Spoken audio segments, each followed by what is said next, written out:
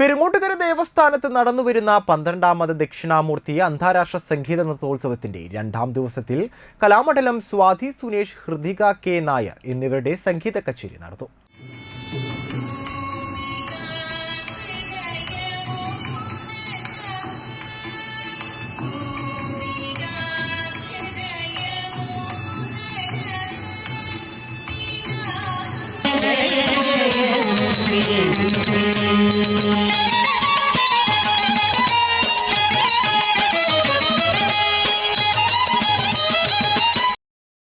ഗുരു സബിത സോമന്റെ ശിഷ്യയായ സുൽത്താൻ ബത്തേരിയിൽ നിന്നും വന്ന കൃഷ്ണേന്ദു AS, ഡോക്ടർ അശ്വിനി നമ്പ്യാരുടെ ശിഷ്യ സൂര്യാദേവ്, സിസ്റ്റേഴ്സ് അരുണ M പ്രകാശ് എന്നിവരുടെ കുച്ചിപ്പിടിയും കലാക്ഷേത്ര രാഗി സതീഷിന്റെ ശിഷ്യ അപർണ M പ്രകാശിന്റെ ഭരതനാട്യവും ഉണ്ടായിരുന്നു.